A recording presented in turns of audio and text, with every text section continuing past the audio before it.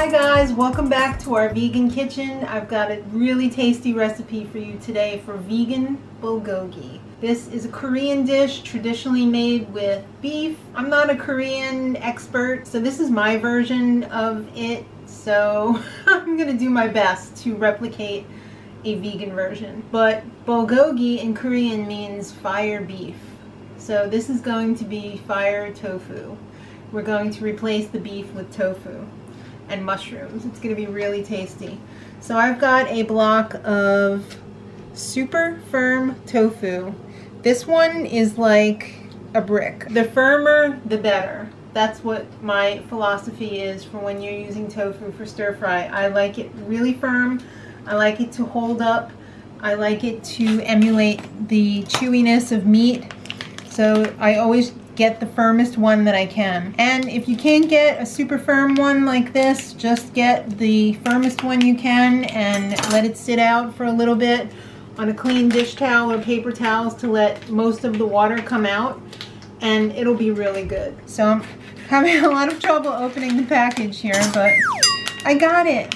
I don't want to drip it everywhere, but just let all of the water out. So I've got my block of tofu here. I'm going to slice it horizontally into 3. We're going to be making tiny cubes. So then I'm going to go half, and then each of these is going to be 3.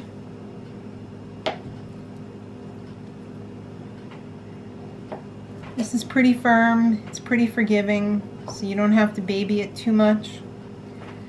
Then I'm just going to do like cube size. I love finding a lot of little pieces of tofu in something. I don't like so much getting like a big piece of tofu. I really like little surprises of tofu. But if you like big pieces of tofu, you can make big pieces.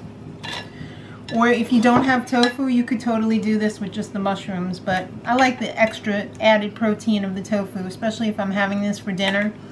I want it to be a little bit more proteiny. So make sure all your pieces are separate. Put them in a bowl. We're just going to be drizzling a little bit of avocado oil on the top. Don't worry if you don't have avocado oil, you could totally use a different type of oil. You could use olive, or you could use, you know, canola, whatever else is out there. But I really like the avocado oil because it holds up to the heat. It has a higher smoke point, so it doesn't degrade at a high temperature. And we're going to be doing this in the air fryer. And we're just going to be crisping it up a little bit. The drier that we can get this, the better, aka the air fryer. When we put it in the sauce, it's going to soak up that delicious sauce flavor like a sponge. So that's why we're drying it out in the air fryer. Normally I would put some arrowroot on this as well to give it a little bit of a crispy texture, but when this soaks up the sauce, it's not going to be like super crispy, so it's fine not to use the arrowroot. So I'm just going to dump this in my air fryer. You can also do this in a pan or in a toaster oven or a regular oven on a cookie sheet. I'm going to do it at about 370 degrees for about 15 minutes. Maybe give it a shake halfway through. Be delicious. Tofu's done. I've got my rice on, 25 more minutes on the rice. I'm just going to start the stir fry here. So I got the pan on pretty high heat, medium high heat, and I'm going to put a little bit of avocado oil in there. If you are low fat, you don't have to use the oil. You can totally just dry fry, not dry fry, because that'll stick to the pan. You want to use a little water to stir fry. So I'm going to start off with the onions. I have my sweet onion cut up. This calls for less onion, but I like onion a lot, so I'm putting a lot of onion in because I think it really helps fill out the dish, and I love the flavor of sauteed sweet onion. Once the onions start to stink up the kitchen in a good way, it's time to go in hard with the mushrooms. So I love mushrooms. I've got a whole 10-ounce package of sliced shiitake mushrooms here. So meaty. That's why I love shiitake so much. They're very firm and they give a nice meaty flavor.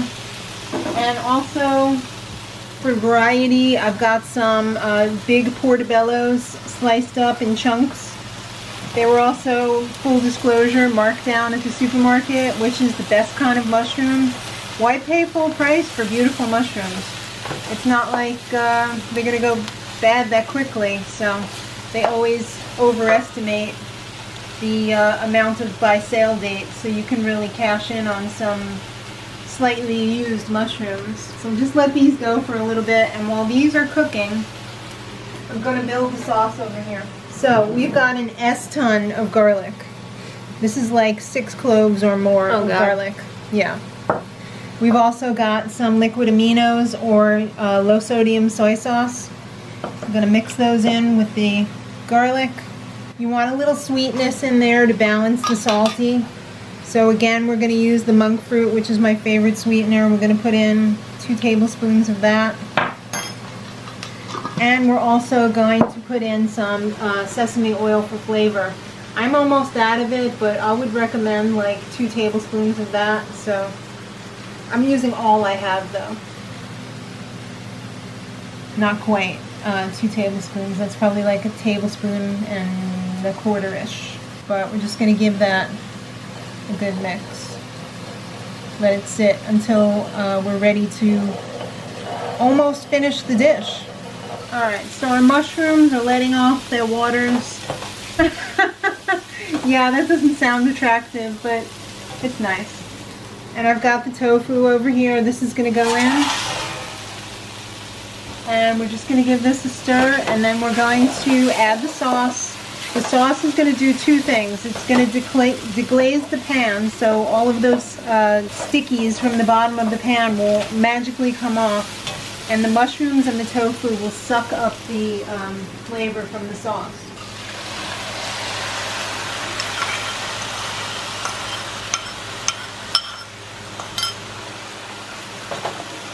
So you want to cook this just until there's no more sauce in the pan. That means that all of the tofu and the mushrooms have sucked up the sauce. So look at how clean the bottom of the pan is now. All of the sauce has been soaked up. We're going to turn the stove off. And then we're going to come in with our green onions, just the green part. Going to pour those in there. We don't want to cook those. We want those to stay nice and green and not floppy. And then we've got about 2 tablespoons of sesame seeds in there as well. You could also put some more as a garnish if you like. Same thing with the green onion. If you want to put some garnish on the top, it makes it extra fancy. So I would just give this a stir, let it sit for a minute or 2, and then you are ready to serve either in some lettuce leaves or on some white rice, which is what we're having. Here we are serving it at dinner. We had it on rice, like I told you guys before. The mushrooms were so delicate and moist and flavorful. There was no salt in the rice, and the soy sauce, the low sodium soy sauce, was just... It was just perfect. It was perfect. I cannot wait to have this for lunch tomorrow. Oh yeah. It's so beautiful. It might not look as pretty as it tastes, but it tastes pretty beautiful. So... super simple. Give it a shot. Very few ingredients and simple ingredients. Stuff that you probably already have on hand. Thumbs up. Subscribe for more. And until next time, much love.